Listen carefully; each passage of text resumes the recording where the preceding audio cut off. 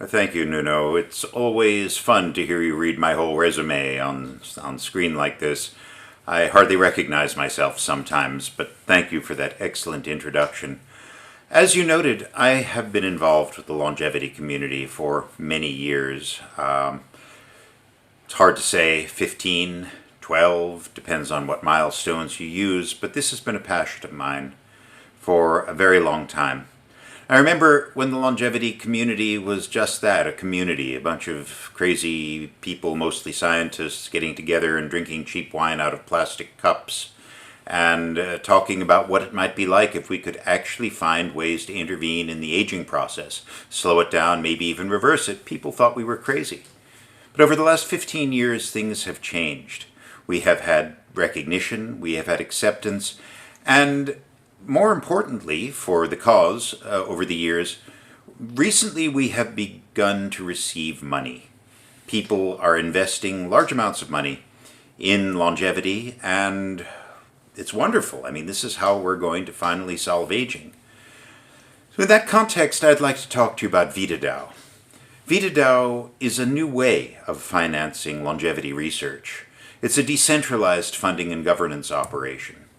Now, why VitaDAO? Because we want to create a world where longevity therapeutics are collectively funded, owned, and governed by those that will benefit from them through an open structure, moving longevity funding and development out of single institutions where they are now and into decentralized organizations, putting transformative therapies in the reach of everyone.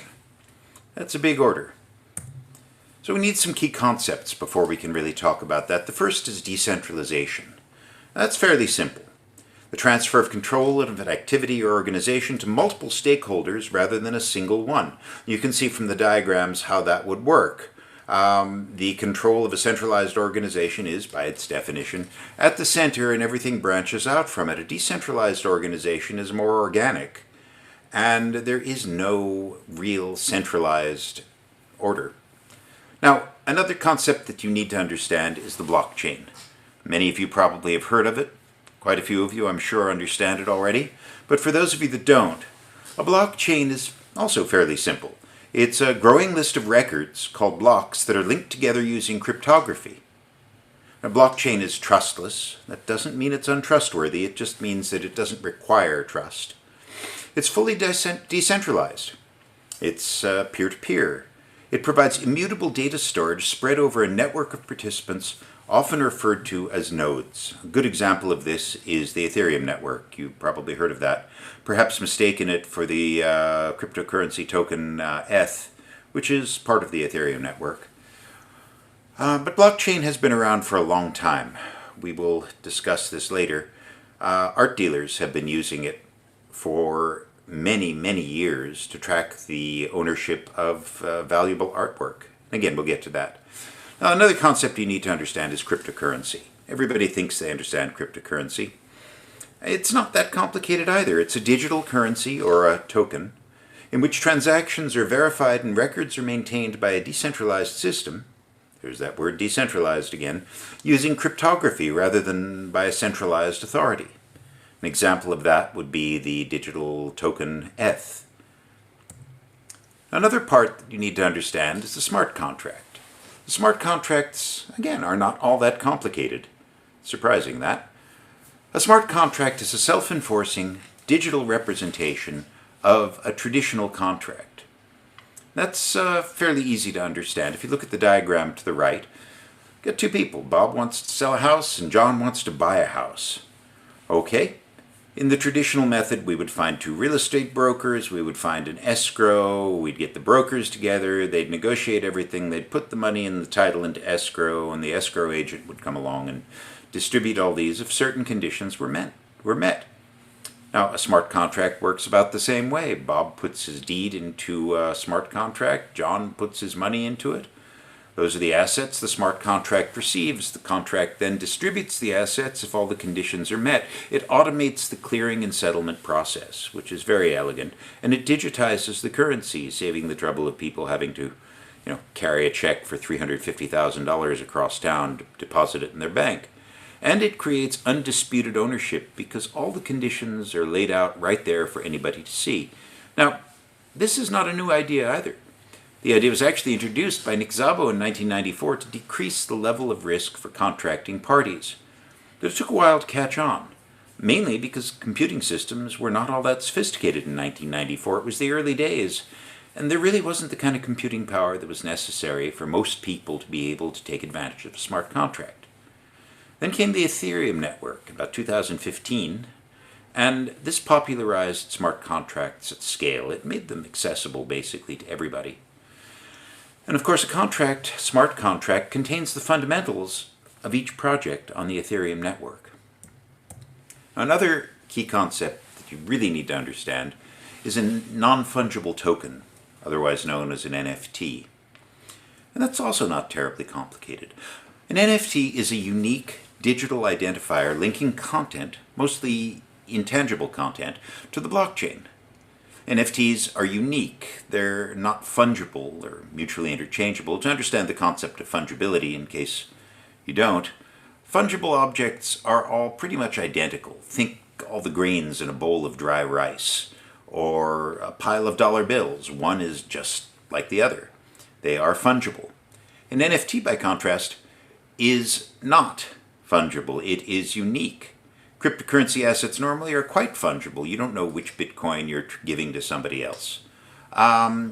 So we've got fungible, not unique assets that can be replaced or exchanged with another one that's identical, just like that dollar bill. NFTs are different. Being a unique identifier, they can be used to represent easily reproducible items, especially digital items such as images, videos, audio, or other types of digital files, as unique items. A digital certificate of authenticity is an extremely valuable thing. In doing this, they use blockchain technology to establish verified and public proof of ownership. Now, you may not think this is all that important, but we'll explain. Now, you ask yourself, what is a DAO? A DAO is simply a decentralized, autonomous organization.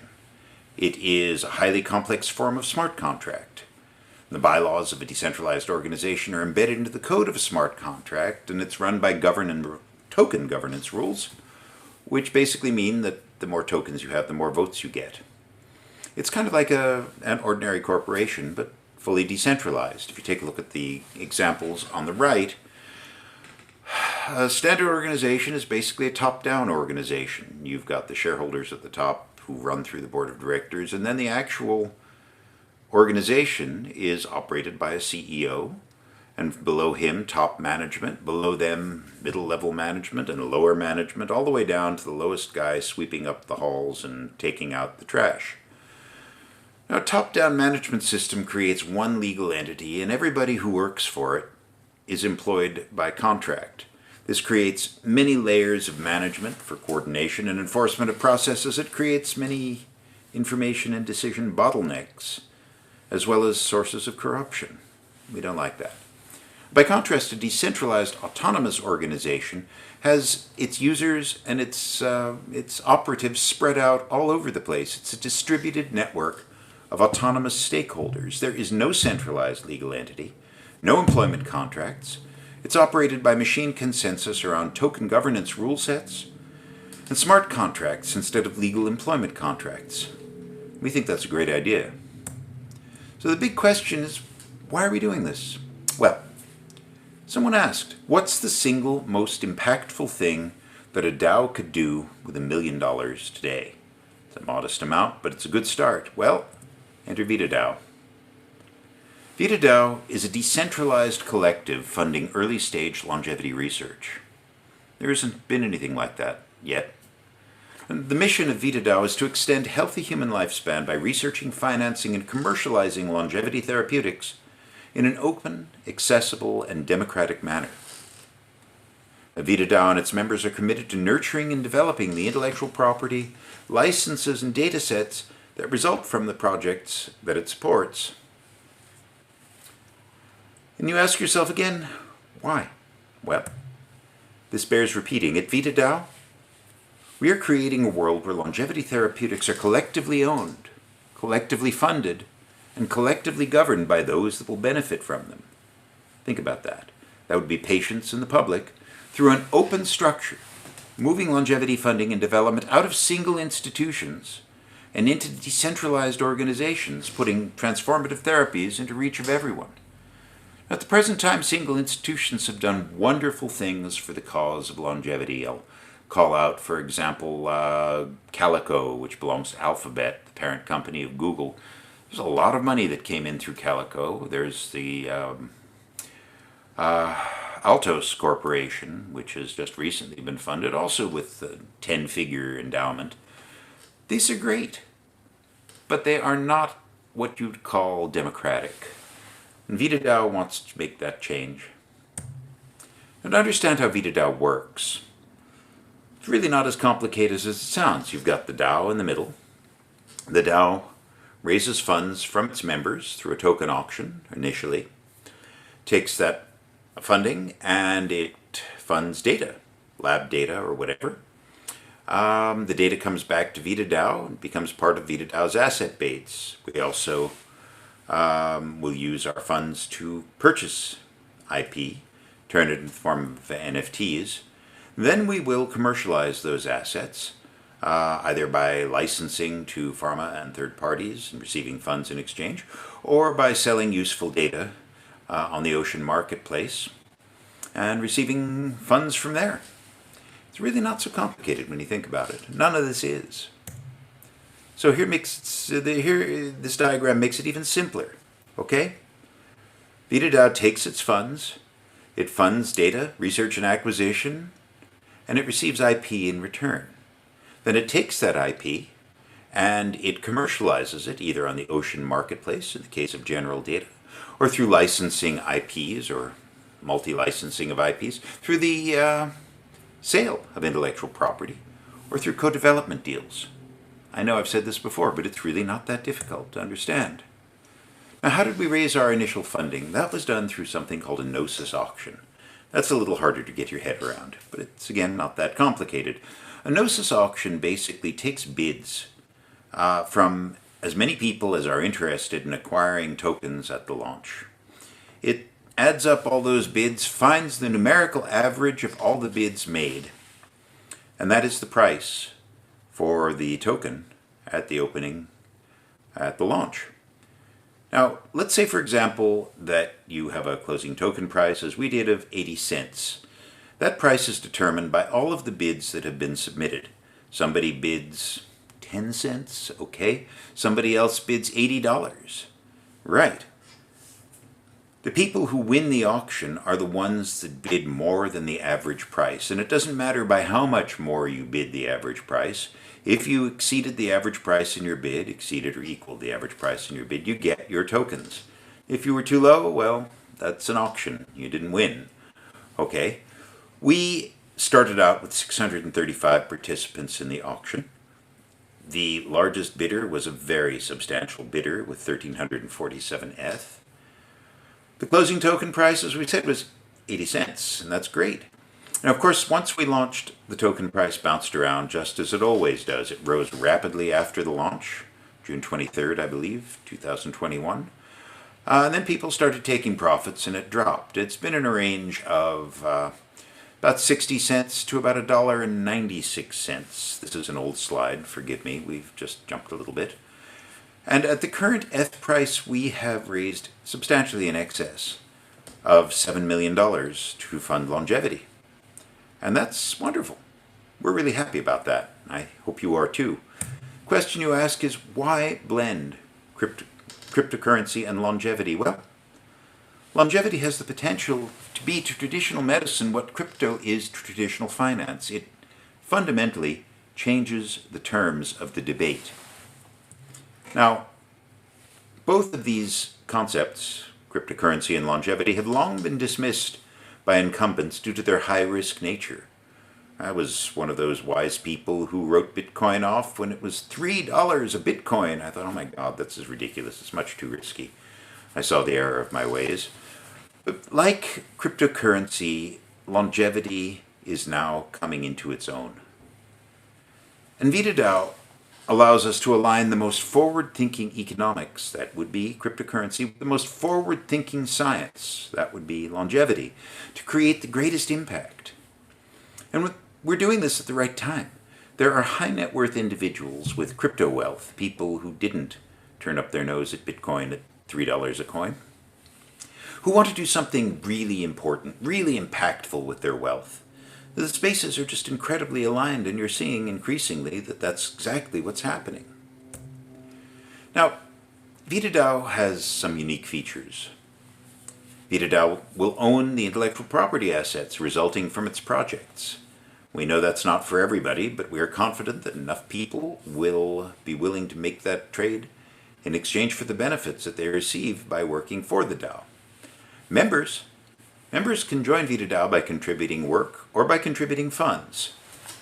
We are presently providing research funding in the range of $50,000 to $1 million, and we expect that that will go up as our asset base rises. We're funding early stage, high risk, high reward, longevity projects with decisions that can be made in as few as 2 to 3 weeks, because we are small, we are nimble, and we are decentralized. We don't have to go through 1,000 committees to make decisions. And by doing this, we hope to develop a large community of academics and researchers through a global incentive scheme to promote and advance the cause of longevity worldwide. We're not the only people doing that, but I think that VitaDAO is different. Now, the structure, again, you've heard this, it's fairly simple. We've got our members, the holders of Vita tokens, and they participated, the early ones, in a fair launch via the Gnosis auction. They operate via the custom implementation of smart contracts. The DAO also breaks down into working groups, which the current ones are longevity, and the longevity working group performs due diligence on projects, evaluates them so we know that we are funding the right projects. Also legal, technical, governance, tokenomics, awareness, which some people would call outreach, what I'm doing right here, operations, And then, of course, service providers, all the third-party providers that provide services to any organization, whether contract research organizations, law firms, accountants, consultants, videographers, art directors, graphic designers, you name it. And that's basically how it works. Now, how we work through Discord. Discord is basically a public location where people can get on and discuss ideas. You can see in this example, there is on the left-hand side various groups, working groups mostly, etc. And on the right-hand side, the people who are online. And in the middle, in this case, a general chat window where people can discuss things, propose things, basically do all the things that you do if you were to do this in your local cafe. When things start to gel, when ideas become propositions, then we go to our working groups, and this is how we govern ourselves, basically. You can see in the right-hand column, for instance, that there are various projects defined by VDP, VitaDAO Projects 2, VitaDAO Project 6, VitaDAO Project 4. These are proposals by the group for what we're thinking about doing. They get floated, promoted, discussed. When a project becomes sufficiently viable, we take it to the members. And this is a decision-making process that's token-based. We've discussed this before. People with tokens are entitled to vote. The proposition is crystallized, it is summarized, it's listed in detail. People can discuss this, and then there's a vote. The vote is conducted based on how much you have in the way of token. You have to essentially stake your tokens against a vote. The vote passes. If it passes, then all of a sudden we have another project. It's been approved by the DAO and we move forward. Now, how does VitaDAO hold its IP? We've talked about NFTs. An NFT has generally existed in the art world. Imagine that you were buying a Rothko or a Picasso, and you wanted to authenticate that Rothko. Well, you would go to the art dealer that was selling it to you, and he would say, yes, I have acquired this painting from a previous art dealer who represented a particular client, and he acquired it from a previous art dealer who acquired it from a previous art dealer. all the way down to the originator of the artwork, say Mark Rothko. That sounds a little like blockchain, doesn't it? It is, except that it's not automated. It depends on a careful network of trusted people who all agree that they're not going to lie to each other, so that the first art dealer, Marlborough Galleries, who represented Mark Rothko, passes on the existence of uniqueness to the next buyer and to the next buyer and to the next buyer. Now, what we propose to do with NFTs, let me back up for a second. NFTs presently are working in the art world. You see this image that I've got up here? That is an NFT of a painting, digital artwork actually, by a guy named Beeple. It's called Every Days. It consists of 5,000 images compiled day by day over 5,000 days by the artist and then curated into an image. It has never existed in physical form. It's always been digital. And that piece of artwork sold at auction a while ago by NFT. The NFT said that the buyer owned the definitive original work of Every Days by Beeple. And I wish there were an audience that I could speak to live, because I'd ask you, how much did this sell for? Does anybody know? I have to short circuit the question. It sold for $69 million. NFTs have value, no question. And by attaching early stage biopharma assets, like an R&D license for a small molecule, to an NFT, VitaDAO can make IP natively digital, discoverable, tradable, and fundable. An NFT allows the IP to enter Web3. It can be held by a DAO, it can be tokenized, it can be made the focus of a liquid market, it can be collateralized, it can be borrowed against. And every time the data is accessed, a record of access can be transparently viewed. The history and the ownership record is known, just like, provenance in the art world. And it's stored on the blockchain. You can program funding events into it. For example, each time someone buys an asset, a percentage of the price goes to a creator, and generally help to democratize the situation. Now, VitaDAO works through an affiliate, Molecule, which has created an IP NFT, an intellectual property, non-fungible token framework. It's an early fundraising mechanism a new fundraising mechanism for early stage research. It's also a new technical framework that allows NFTs to be combined with federated data storage and access control. And it creates a new legal framework using sub-licensing agreements to enable on-chain entities to hold IP. VitaDAO thinks that's a great idea, and we hope that you do too. Now, to explain roughly how this works, well, this is a little bit complex and it'll take some time. We're running a bit short. So I think we'll just run through this very briefly. There's a legal contract. The legal contract contains all the usual indicia. Do you need identities, names, physical addresses, etc.? It contains also a wallet address. The wallet address is where the funding comes through. There's a transaction hash of a signed transaction, terms, and the details of the IP. This becomes a smart contract on the Ethereum network. The smart contract contains the wallet addresses, the signatures to the document, and a hashed metadata JSON. This is placed onto a network called Arweave, which is a data storage network, basically. And the metadata JSON on Arweave contains metadata about the contract and the therapeutic involved, the type of NFT, the industry that it's in. And there is encrypted IP, patents, and data, which contain detailed therapeutic information, and legal contracts as necessary to be attached to these. This is basically how we transfer our IP NFTs. Now, we've got this wonderful concept here. We're not without challenges. We recognize that and we're dealing with them. First thing we need to do is simplify the onboarding process, make it easier for us to find tasks or projects. Now, we hope that people will simply come to us and say, hey, I've got this great idea. Look at this. Wouldn't you like to fund it? If that happens, it's easy, but we need to be sure we know how to differentiate the good stuff from the not so good stuff. We also need to improve our cultural practices. A DAO is a culture, in effect. And we need to do this by learning from other DAOs. A good example of this would be Tech, the Token Engineering Commons, which is a place where you go for information on other DAOs, and we do appreciate you, Tech. We need to work on integrating our experience in lean startups with DAO practices. We need to bridge the worlds of crypto and biotech. That is not as hard as it sounds, but it's not as easy as we'd like it to be.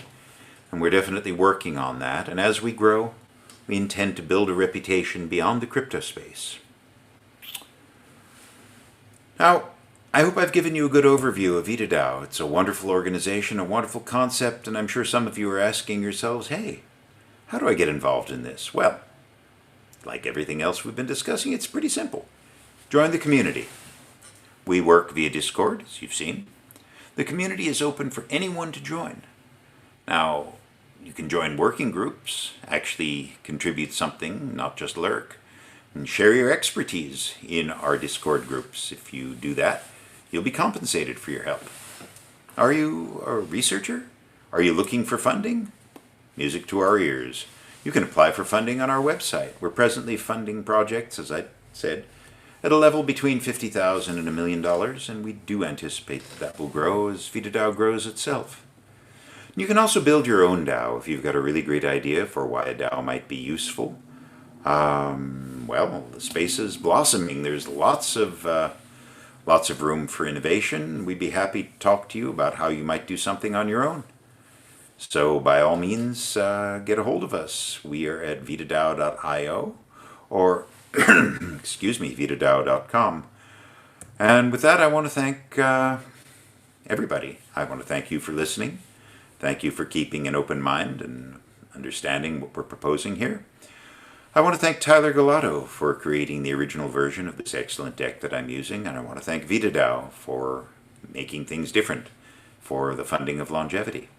And of course, I want to thank Nuno Martins and Healthy Masters for putting on such a great conference. I'm pleased to be here. Thank you, Nuno.